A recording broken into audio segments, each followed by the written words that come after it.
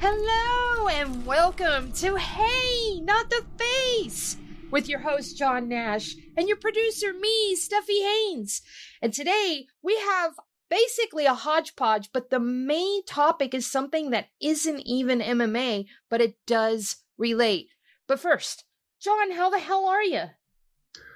Good. Tired, but good. My older brother was in town visiting, so I just an hour or so ago, I dropped him off at the airport, so got rid of him. Well, I'm glad you're here. It's been a couple of weeks since we last did one of these, and this one's a really interesting one. A big story over the last 3 weeks. It basically has nothing to do with MMA.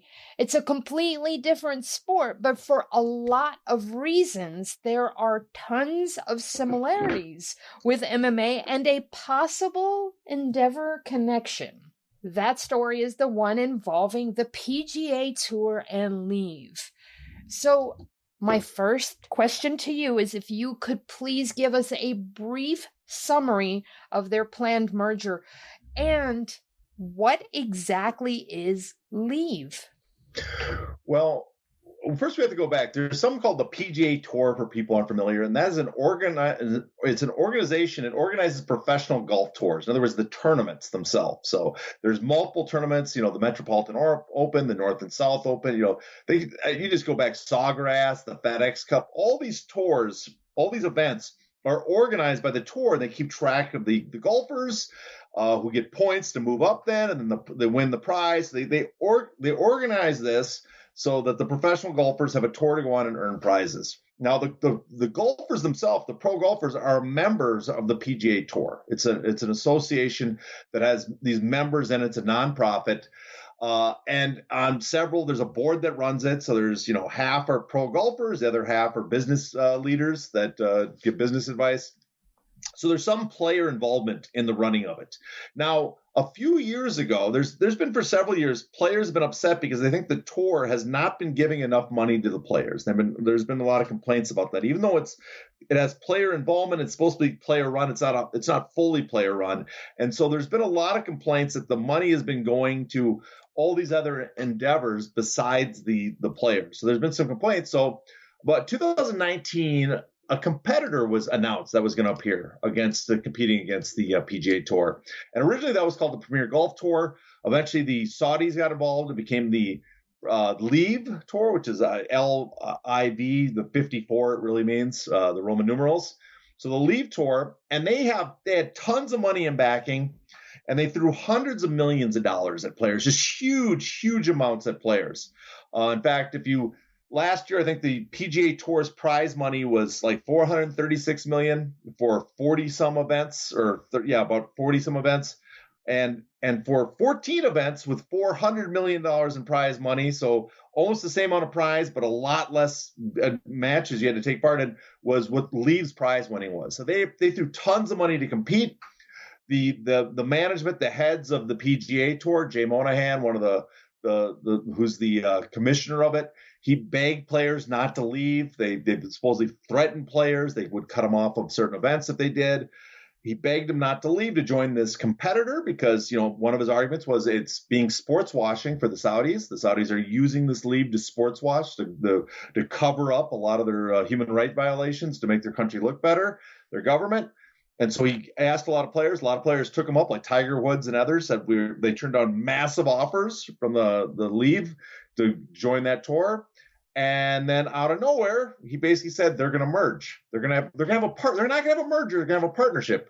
And that's somewhat important because the DOJ, the Department of Justice, has some say over mergers and partnerships. And they also have been looking into the PGA Tour for some of their practices. There's been complaints brought up of them trying to block people from joining LIV, which could be a potential antitrust violation. So anyways, that's the two. The two are now apparently going to merge by the end of the year and have one tour. The LIV Tour, the Saudi money is going to put a ton of money invested into the PGA Tour, and everybody's going to be happy.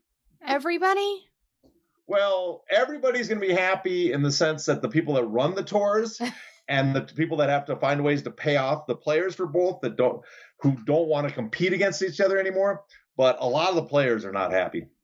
A lot of players are furious because they turned down massive amount of money from LIV to stay with the PGA Tour because they thought it was the morally right thing to do. And now they're merging with the LIV Tour, the people that they turned down that was morally wrong to do business with.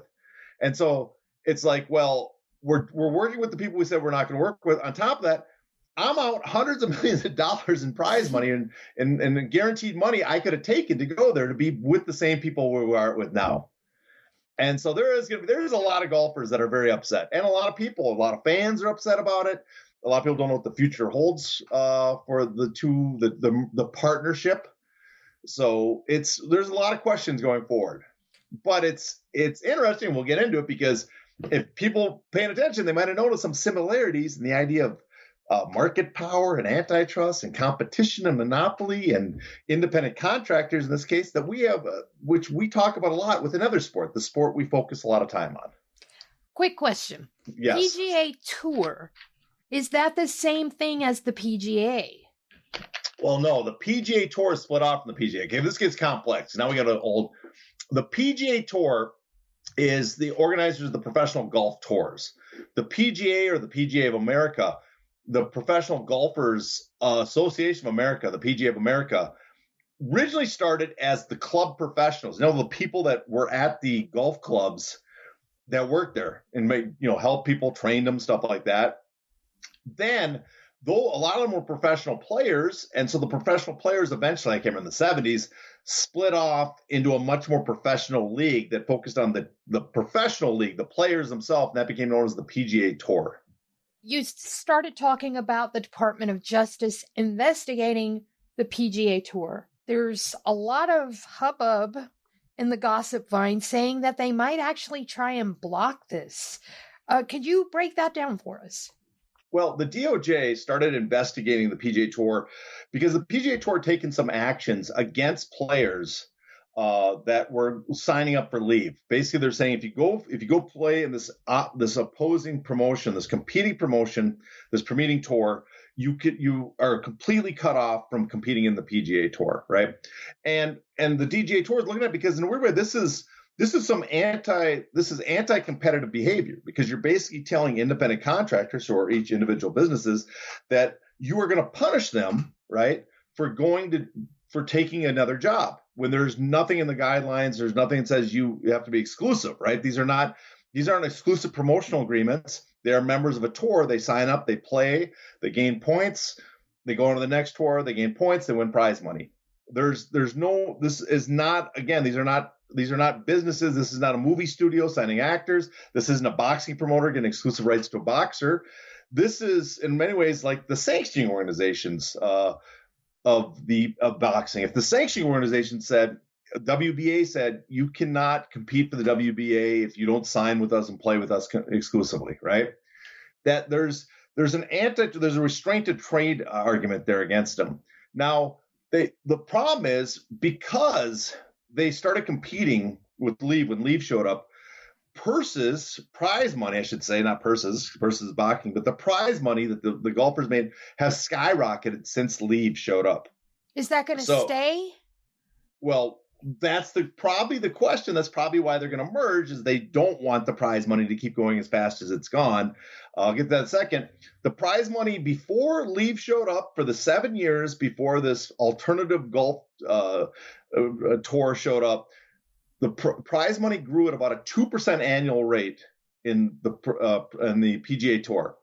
In the 4 years since they showed up, they made their announcement in 2019, it's grown up at about 12% per year. So prize money skyrocketed from $279 million in 2012 to 2019. I think it was $322 million. And now this year, it's supposedly going to be like $563 million. Good Lord. So just blowing up. And on top of there's all these other bonuses and all these other things they're doing. They're just pushing money towards the players. There's benefits, all these benefits. In fact, the benefits, the total package of outlay compensation to golfers is now supposedly over $800 million, about 55% of the revenue.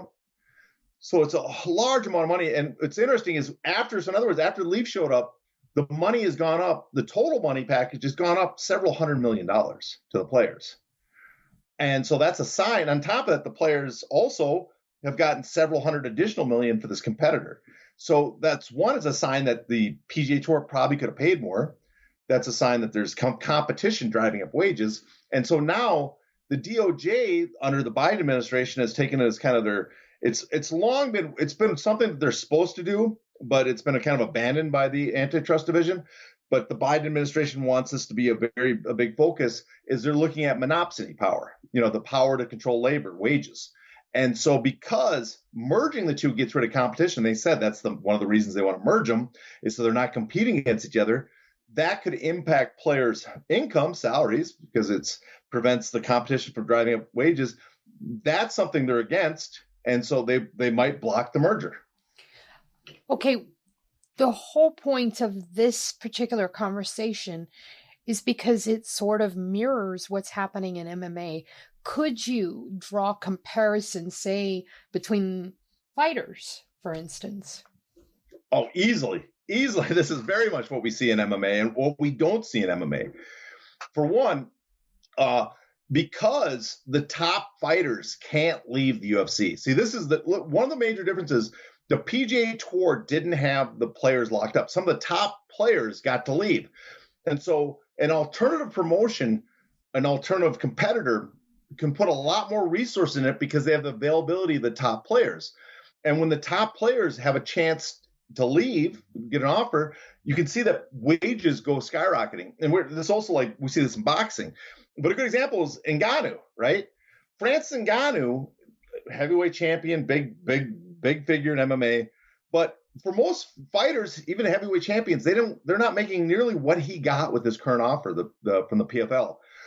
The reason he got that offer is because he could exit his contract. When you're a free agent, you have multiple offers. We just know that from study after study about athletes, about pro athletes. When they enter free agency, their pay goes up.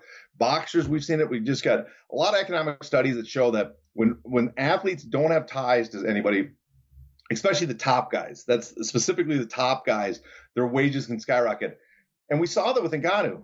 The closer he got to actual free agency, the more the UFC kept offering him. Why? Because the risk was that he was going to leave and his value got more and more. Now as a free agent, he's getting paid $8 to $10 million a fight guaranteed. And we'll go to just on a side journey here. There's a simple reason we know how much he's getting paid, because he entered MMA competition like boxers do. We know what top boxers make, unlike top MMA fighters, because there's a lot more people that have knowledge of what's being offered to them. So Ngannou and before and most MMA fighters, they talk to just their promoter, the UFC or Bellator, and they get an offer and then they resign or not, right? That's the only negotiation. So there's only two people that know about it. But here, Francis, he negotiated the UFC. He had advisors, so that's extra people. They didn't come to agree with the UFC, but then he went to all the other promotions, talked to them, told them what he wanted, and we know what other people were offering because he went back and forth. And so you have not just him and one promoter, you have him, his advisors, his managers, and 4 other promotions. So you have like multiple times as many people are aware of what's being offered by everybody. And so it's that much easier to find out what's being offered and then go to multiple parties and compare and go, okay, that's what he's making. That's what he's getting offered, where you can't do that in MMA usually. So that was just I think it's interesting. If there's more free agency, you would see that more information would leak what fighters are making. What about Sean O'Malley or Aljamain Sterling? Well, that's a good example too, because they can't leave the promotion, right? So Aljamain Sterling is the champion, right? And people say, oh, he's not a big draw. Well, he might not be a big draw, but the UFC, if you look at their track record, every pay-per-view is basically headlined by a title fight, right? Just an occasional, there's only a handful of Conor fights. I guess the BMF title, they've done that twice. Nate Diaz versus Tony Ferguson. And Masvidal in, I think a pair of Masvidal fights might have been, or maybe just one versus Colby Covington. I can't remember exactly. But those are the only fights since they got on ESPN that don't have a title fight. So there's an exclusive number of people that are willing to let headline a pay-per-view. Yet he can't use that as leverage to get more than what he's getting. And we know what he's getting. He said in an interview, he gets $400,000 guaranteed to show plus pay-per-view points. So not a tremendous amount of money when you compare to the similar weight class in boxing, 135 pounds, right? We see what 135-pound boxers are making. They're making multiples at the title level of what Sterling is. And so he's not getting a lot. And then you have Sean O'Malley who says, my presence alone on our fight is going to double the pay-per-views. So let's say that's true. Maybe Sterling said his last event did 250,000 pay-per-views. If O'Malley can add 250,000 pay-per-views, that's 12, 13, $14 million. Well, actually total for ESPN, that's closer to $20 million in additional gross revenue. And yet O'Malley said he has no pay-per-view points. Neither one has any leverage to get more money out of the money they're adding to the promotion. And so you look at LIV, is that the stars, because they have the ability to leave and go to this other competing promotion, or boxing, which is similar, the fact that boxers have the ability to go somewhere else and compete for the titles, the championships, they can demand more. And Colin Cowherd had a great comment that kind of sets this up too, where he's talking about what fans want is they're not interested in seeing the 35th or 37th best golfer. They want to see the top ones compete, right? Well, that's the problem that MMA promotions have found is all the top guys are locked into the UFC. And so unless they can go somewhere else to get people bidding for them, the top guys, the prices don't really skyrocket. But when LIV showed up and the PGA Tour didn't have exclusive contracts with these guys, they had an opportunity to go somewhere else that would pay them a lot more. And then the PGA Tour had to raise the ante to kind of keep a lot of these guys. Let's talk about other sports mergers. You mentioned in the beginning the NFL, the AFL coming together, the ABA, the NBA coming together. Were there some lessons, some takeaways or anything from those? Well, yeah, this actually reminds me a lot of the ABA-NBA merger. What we saw at the NFL, AFL, we see it time and time again. When you have a competing league show up, it drives up wages, right? So wages go up. And then the competing leagues, instead of competing against each other, go, you know what would be a good idea? What if we merged? And that way we're not competing against each other. That way we can actually keep the wages down and we can collect more of the revenue. So it reminds me of that. Now, with the NBA, they did something very smart. They had a very smart leader at the time, Oscar Robertson, the Hall of Fame basketball player, the Big O. What he did is he sued the NBA and the ABA so they stopped the merger. And he sued them in antitrust court because he claimed it was an antitrust violation. It finally progressed when he dropped the suit because they came to a concession with his union. And the concession was you're going to allow free agency so there's competition. You're going to get rid of all these clauses that prevent us from competing for free agents. So there's competition inside the new NBA where the teams compete against each other. And so that helped continue to drive up wages. But for again, there's somewhat of an obvious MMA comparison here with UFC is, and I remember there's an article that Ted Tatos wrote about these sports mergers, and he mentioned the UFC in it, and he cited some evidence, some exhibits or evidence from the antitrust lawsuit that before Strikeforce was bought out by the UFC, UFC's average wages, fighter share pay wages was 29%. And shortly thereafter, it was 19%. And so very similar, if you want to keep wages down, you don't want to have someone you have to compete that drives wages up. You go out and you either merge with them or you acquire them and then merge with them. And that way you eliminate the competition so wages don't keep rising.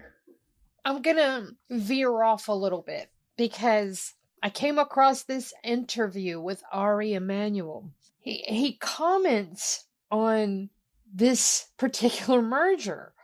And he talks about why he didn't want to invest in it.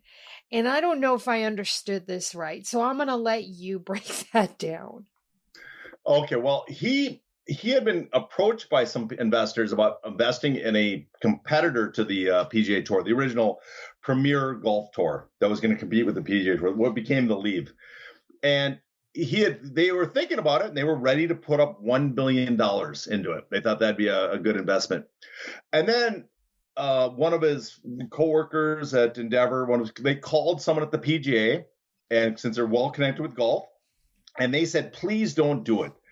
And they didn't want him to do it because they didn't want the competition driving up the wages. And so they stopped because they're friends with they even said, Ari said, I'm friends with Jay Monahan, the commissioner of the PGA Tour, who they think is doing, who they like, but they didn't want to, they agreed not to create a competing promotion, almost colluded with them, you could say. So they wouldn't make a competing promotion that would drive up wages. Eventually, the LIV got into action. So I found that somewhat fascinating that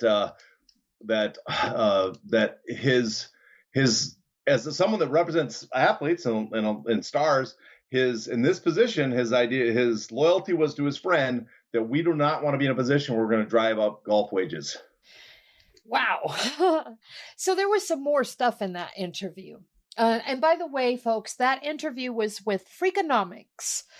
But I could not help but notice before they actually start talking with Ari, they have this prelude and they mention a bunch of companies. I can't remember them. You might be able to because you're laser focused on this stuff.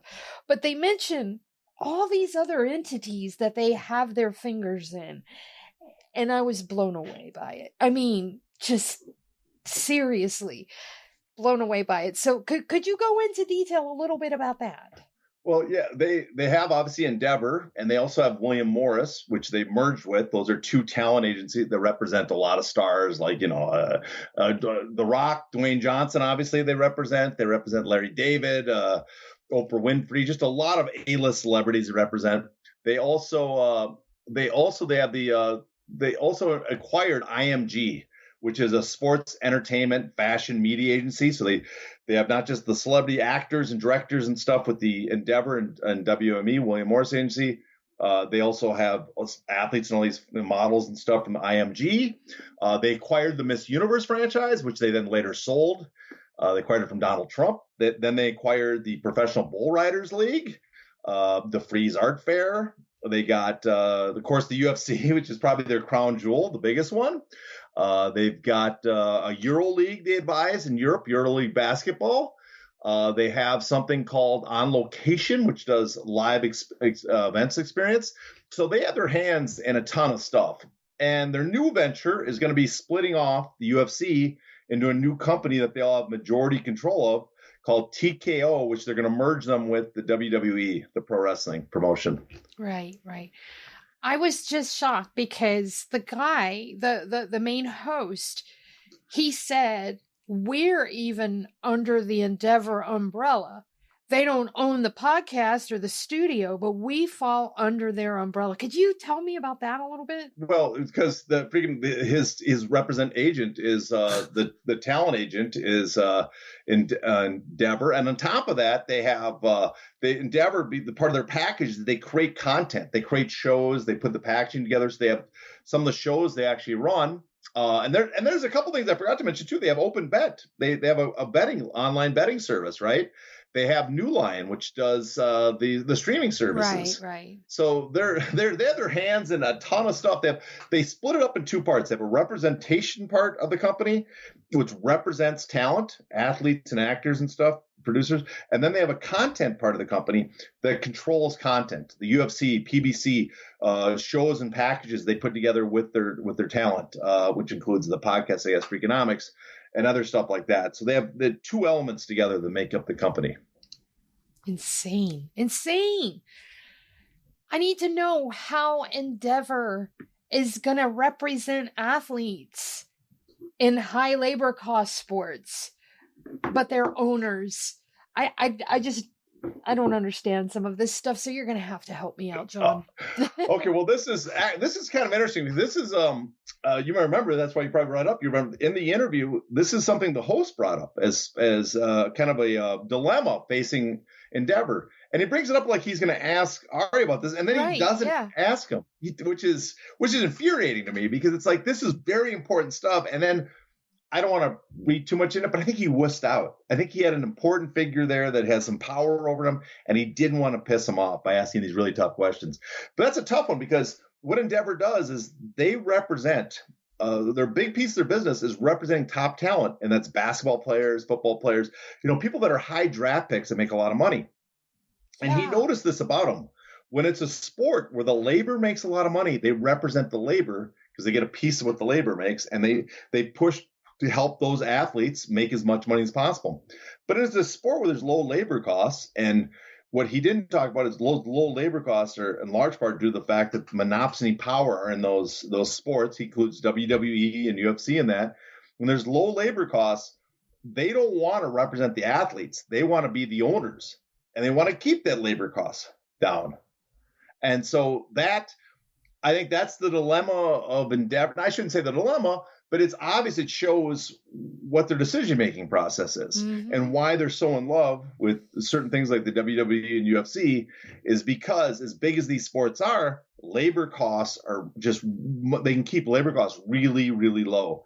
Where in other sports, it's better to represent the athletes because they are getting a much bigger piece of the pie. I did notice that the hosts were lobbing softballs. They talked about Ari's knowledge of the microbiome, and they were asking him some questions. And the one that stuck out to me was they asked what points of consolidation were problematic, and he immediately lights on food rather than healthcare or other issues. And they ask him, well, what about healthcare? And he says, oh, I don't think about that. Well, why, Ari? Because I'm not concerned with it. And it just blew me away because that, just speaks of privilege and wealth and power. And he doesn't even concern himself with health problems and health issues. I have a suspicion. I have a suspicion that he also wants to downplay concentration because he knows a lot of his business ventures and future goals involve concentration. And so he wants to, his argument was, if you listen to podcasts, his argument, if we worry about the food supply so people are healthier, then the concentration in the healthcare system wouldn't be a problem. Or the consolidation is the word he was using. Yeah, the consolidation in the healthcare industry wouldn't be a problem. In other words, the monopoly power, market power in the healthcare system, which seems ludicrous to me. Yes. But I understand his argument, because if you're thinking it's, I don't know if he's making it in good faith, but basically I think he's trying to say is that that the concentration, the consolidation in anything is not a problem. And why would he say that? Because he's looking to consolidate a bunch of stuff. Yes, indeed. So let's talk about anything else from that interview you might want to stick in here, because it was a kind of a sprawling interview. I don't know if you had any other points that jumped out to you or not, but those were the ones that jumped out to me. Well, one other sport part of the combat sports we covered that was interesting is the Ari talking about how he's a big boxing fan, and then the host talking about, again, he didn't bring this up to him, how boxing, even though they're big fans, him and Dana White, that's one area where they might not follow the same path as WWE and UFC. And the major reason, the host even explains, is the Muhammad Ali Boxing Reform Act, that there's legislation there that prevents kind of the same type of market power concentration they have in other sports you can't do in boxing. And that reminds me of a quote that supposedly I was told Ari Emmanuel said. I was not there. It's all hearsay, but I was told once he was talking about boxing with some people, and he said the why he's not interested in boxing was the problem with boxing is it's 30% for me and 70% for them, the boxers, and I needed to be 70% for me and 30% for the boxers. And so I don't know if that's true, but I could buy it in some ways. That seems to be the business model they go for. But that was that part of the interview caught my attention. I really wish he would have talked about some of this with Emmanuel, would have brought him up and asked him about that. So the only other part I found pretty interesting is he kind of let him off the hook when he talked about doing business with the Saudis. I don't know if you remember that part. But they talked about doing business with the Saudi government, how Endeavor used to have a major investor, $400 million, I believe at the time, when they bought the UFC, was the Saudi Arabian sovereign fund. And they returned that money after Jamal Khashoggi, the journalist, was killed at an embassy. And they were asking about that. And I could almost see it, that the way that Emmanuel was comparing it to the was it al-Shawni or al-Shaki? God, I can't remember the guy's name. The American citizen that was drone struck by Obama. I know who you're talking about. Yep. Yes. I can't remember the guy's name, unfortunately. But there was Obama ordered a drone strike on a suspected terrorist. a member of ISIS or Al Qaeda at the time in Yemen. Al Qaeda, I believe it was, and he was an American citizen, but it was out due process. So it's there. I mean, there's a lot of questions about is that legal, but he made a comparison between the two, and I'm like, I think there's a lot of criticisms you could potentially level at Obama for that decision, but there's really no comparison between those two situations.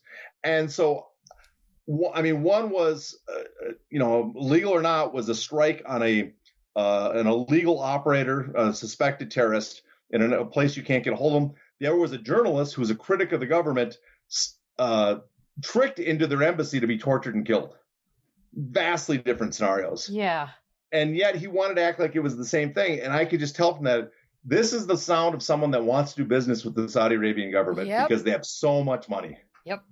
And that seems to be Ari's driving force. It's all about the money. I mean, we should remind everybody that the financials just came out, and the fighter revenue share is all the way down to like 13 to 14.5%, down from 17.5%.